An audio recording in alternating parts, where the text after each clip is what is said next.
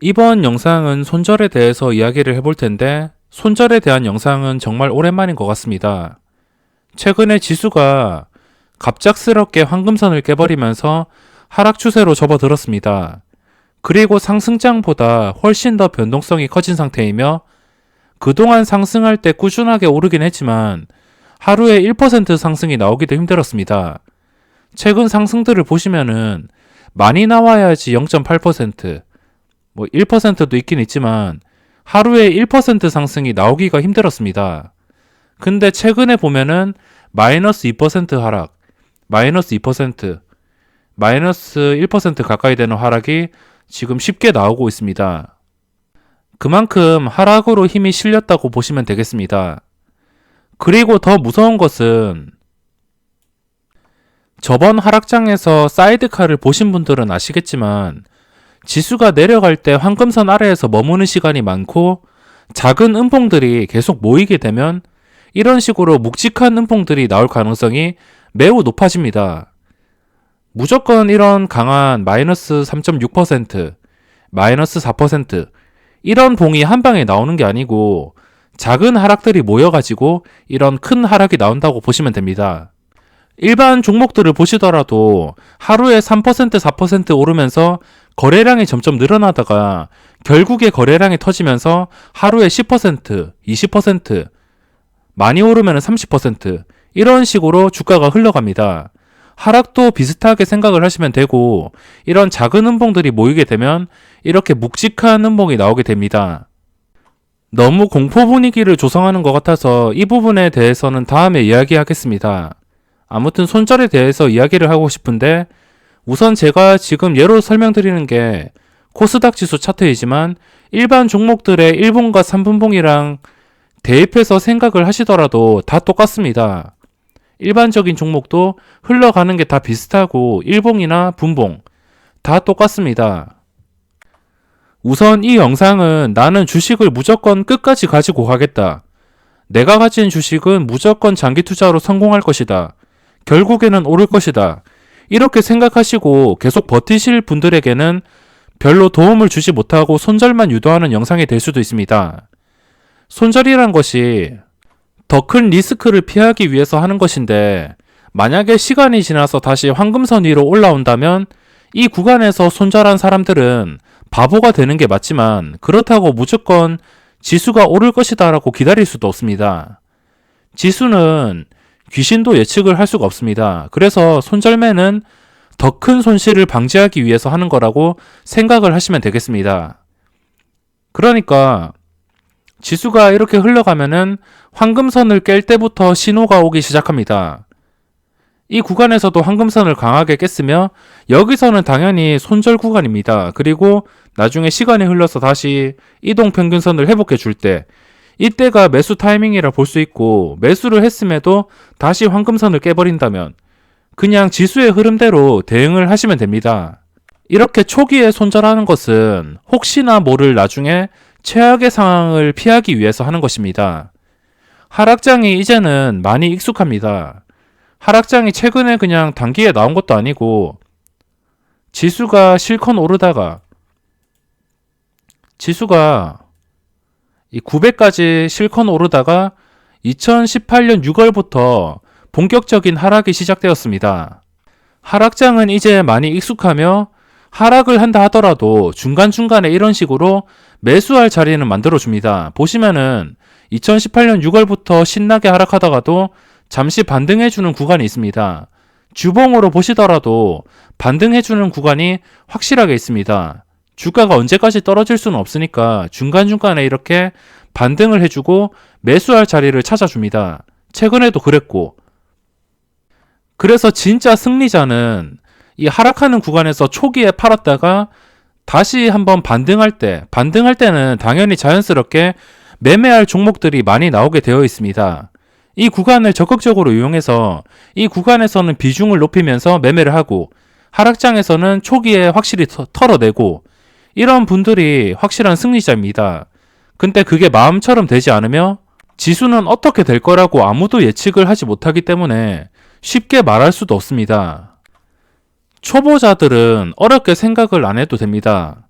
수급이랑 황금선만 보면 됩니다. 초보자분들은 뭐 이것저것 해외 악재들 이런 거 신경 쓸 게 아니고 눈에 보이는 수급이랑 황금선 이거 두 개만 기억을 해두시면 정말 쉽게 대응을 할 수 있습니다.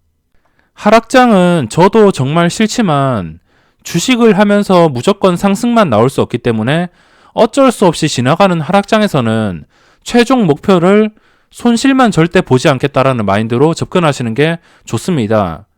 기회가 올 때만 확실한 자리에서 접근하는 것은 필수이며 괜히 심심하다고 매매하면 하락장에서 수백만 원이 그냥 날아갑니다.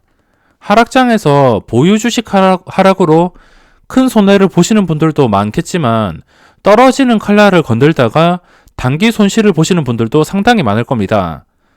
저는 하락장이라고 무조건 매매를 안 하는 건 아니고 제가 매일 종목을 분석하면서 제가 원하는 종목이 원하는 자리를 줄 때 혹은 그날 정말 돈이 엄청나게 몰리는 종목이 있을 때 거래대금이 압도적으로 많고 장대 양봉인 종목이 있을 때 이런 종목들 위주로 매매를 합니다. 상승장일 때도 당연히 돈이 몰리는 종목에서 거래를 하겠지만 하락장이 다른 점이 상승장보다는 비중이 적고 더 짧게 목표가를 잡습니다. 이렇게 짧게 잡는다 하더라도 하락장에서는 모든 종목이 하락하는 게 아니고 분명히 기다리면은 기회는 옵니다. 외국인 기관 수급에 대해서는 저번 영상에서 말씀드렸는데 간단하게 설명을 드리자면 8월부터 최근 상승장까지 외국인과 기관은 대량 매도가 나왔습니다. 그러니까 이 구간, 이 상승했던 구간을 보시면은 외국인과 기관은 순매도가 나왔습니다. 만약 반대로 최근 상승장까지 기관 투자자가 작정하고 쓸어담는 시장이었으면 어디까지나 확률로 계산을 해본다면 하락이 나온다 해도 곧바로 황금선을 회복해 주었을 가능성이 매우 높습니다. 하지만 이 상승장에서도 수급이 들어오지 않았고 지금도 수급 악화로 인해서 하락장이 시작되었습니다. 우선 현재 구간에서 손절 구간이 여러 번 나왔습니다. 먼저 황금선을 깰 때 이 황금선을 깨기 전에 먼저 신호가 왔습니다. 제가 항상 장 끝나고선 강조하지만 어떤 주식이 올랐을 때 그 자리를, 그 양봉 자리를 한 방에 깨는 음봉이 나온다면 악재가 될 수 있습니다. 저도 이 구간에서는 그렇게 크게 걱정을 하지 않았지만 이 구간에서 황금선을 깨는 음봉이 나왔을 때부터 경계를 하기 시작했습니다. 좀 더 일찍 본다면은 이 구간부터 알아챌 수 있었는데 상승했던 자리를 한 방에 잡아먹었기 때문에 이런 식으로 음봉이 나왔습니다. 빠르게 대응을 했더라면 19일이나 20일 이 구간에서 손절을 했을 겁니다. 하지만 장기 투자자들은 쉽게 매도를 할 수가 없습니다. 저같이 단타나 스윙 투자, 며칠 몇 주 들고 가는 투자자들한테는 일단 매도 신호가 첫 번째로 나왔습니다. 잘 나가던 시장이 갑자기 이렇게 황금선을 깨버린다면 주식을 들고 있는 사람들은 정말 큰 고민을 할 수밖에 없습니다. 기계처럼 그냥 손절해버릴 수도 있지만 실제로는 대부분 투자자들이 다시 오르겠지 이런 생각을 하면서 무조건 버티게 됩니다. 또 아쉬움도 있고 그래서 조금 더 리스크를 부담하고 일단 한 번 더 지지해주는 구간까지 버티는 방법이 있습니다. 물론 손절 리스크는 더 커질 수밖에 없습니다. 여기서 매도하는 것보다 여기서 만약에 주가가 내려간다면 당연히 손절 리스크는 커져버릴 수밖에 없습니다. 제가 이 부분에서 강조를 드렸지만 음봉이 뜬 즉시 빠른 시일 내에 이때 황금선을 깨는 음봉이 떴을 때 빠른 시일 내에 음봉을 회복해서 다시 황금선 위로 올려놓는다면은 이게 반대로 내렸던 구간을 빨리 회복을 했기 때문에 상승할 수 있는 신호라고 할 수 있습니다. 하지만 반등은커녕 두 번째 날도 장대 음봉이 나오면서 추세를 완전히 무너뜨렸습니다. 항상 주식은 내줬던 것을 빠르게 되찾아오지 못한다면은 더 뺏기게 되어 있습니다. 지지가 나오지 못하고 곧바로 두 개의 묵직한 음봉이 떴습니다. 이 구간부터는 1차 손절을 못하신 분들은 매우 후회를 할 것이고 이 하락 당시에 지소미아 이슈와 주한미군 방위비 문제, 그리고 무역협상 등등 이런 문제들이 거론되면서 방산주들이 반응을 주면서 주가는 하락했습니다. 근데 하락할 때 재료는 그렇게 크게 중요하지가 않습니다.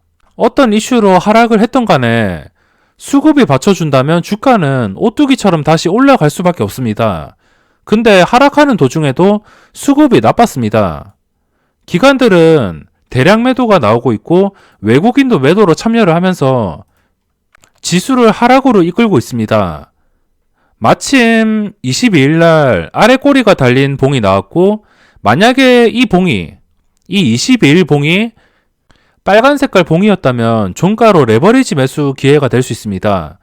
아래 꼬리가 달린 빨간 봉은 그 다음날 갭상승으로 인해서 레버리지 시세 차익을 노려볼 수도 있습니다.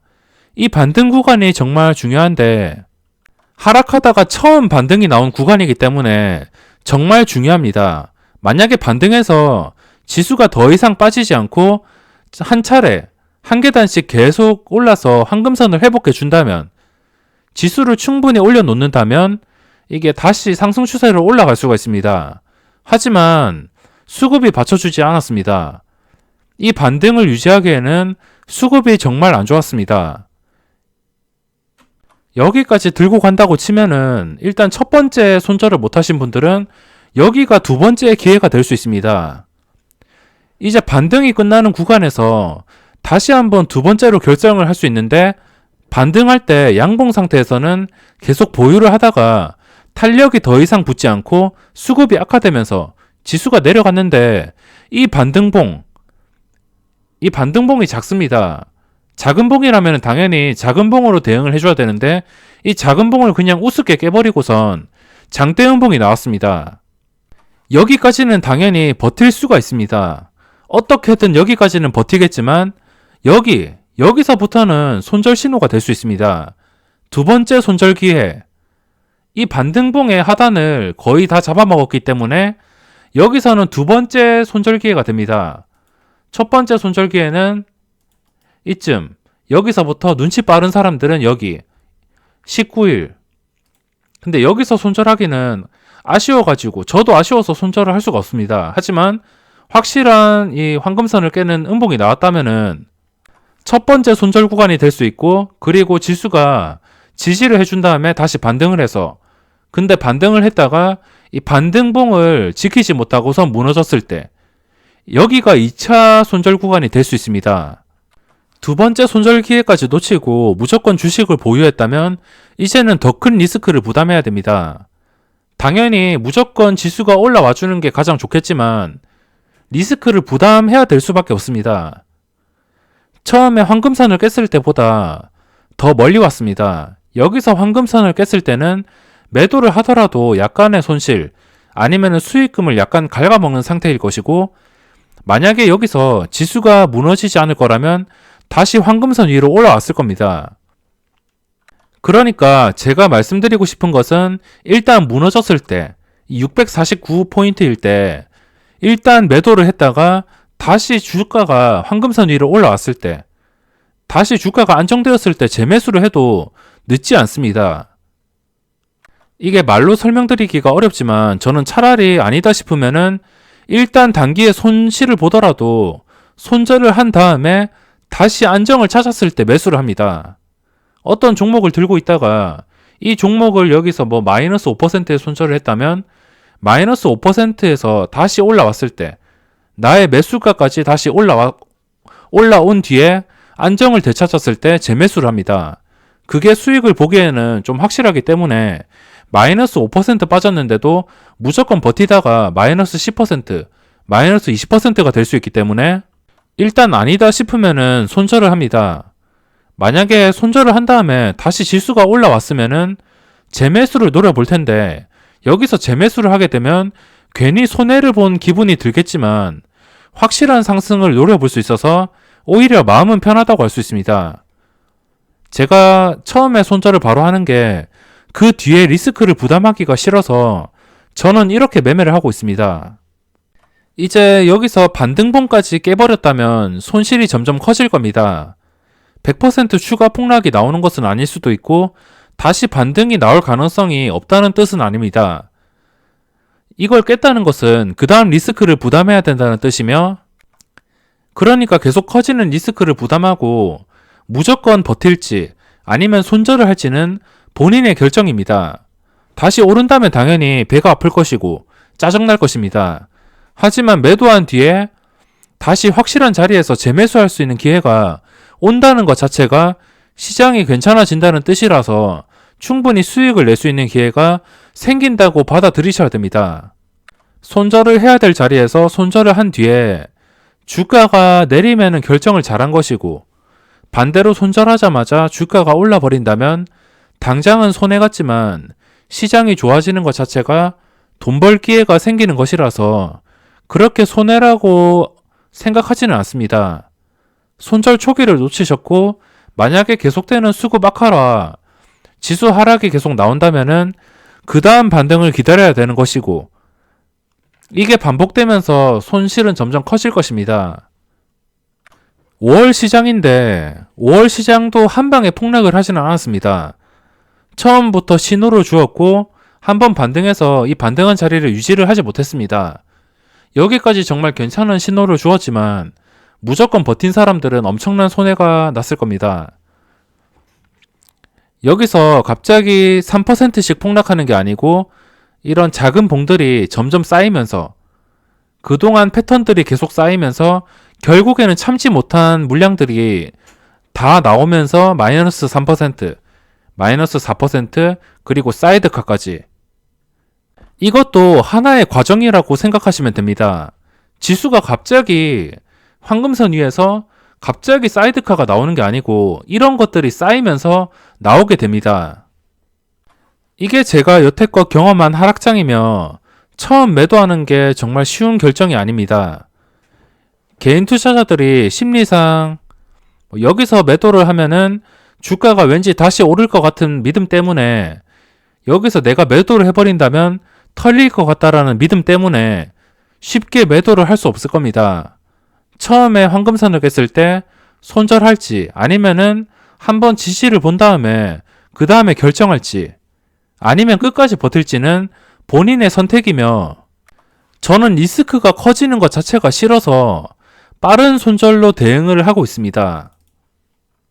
여기서 날리는 돈이 100만원이라고 하면 여기서는 당연히 손실이 커져가지고 200만원, 300만원, 그리고 만약에 추가 하락이 나온다면은 500만원, 이런 식으로 손실이 눈덩이처럼 커집니다. 이 리스크를 부담하고 무조건 지수가 오를 거라고 기대는 제가 싫어가지고 어쩔 수 없이 아니다 싶으면 빠르게 손절로 대응을 하고 있습니다. 100만원, 200만원 잃어도 그거 기회 오는 거 단타 매매만 하면은 충분히 단기간에 복구를 할 수 있지만, 만약에 한 종목에서 계속 버티다가 한 방에 1000만원 이상 날아가 버린다면 상당히 골치가 아픕니다. 손절을 한 다음에 다시 올라서 안정을 찾아주면은 또다시 적극적으로 매매를 하면 되는 것이고, 물론 현재 상태에서 지수가 반등할지 아니면 끝까지 내릴지는 저도 알 수가 없습니다. 항상 이런 주식시장의 흐름을 보고 확률적으로 접근할 뿐 당장 내일 지수가 오를 것이다, 내릴 것이다, 이거는 귀신도 예측을 할 수가 없습니다. 당장 다음 주에 외국인과 기관이 하루에 수천억씩 쓸어 담는다면 당연히 주가는 2%, 3%, 4% 급등할 것입니다. 내일 지수를 정확하게 알 수 있으면 제가 선물 옵션 계좌에 돈을 다 넣고선 현물은 안 할 것 같습니다. 이렇게 흐름을 보고선 예측을 해서 확률에 투자하는 것이지 무조건 지수가 내린다, 오른다라고는 말씀을 드릴 수가 없습니다. 여태까지 설명한 것을 토대로 종가 매수로 코스닥 레버리지와 인버스를 이용해서 충분히 매매가 가능합니다. 하락장에서 매수할 거 없으면은 많은 사람들이 인버스를 찾습니다. 제가 설명드린 걸 토대로 참고하시면 도움이 될 것이고, 손절은 본인의 선택입니다. 그럼 이번 영상은 여기서 마무리하도록 하겠습니다.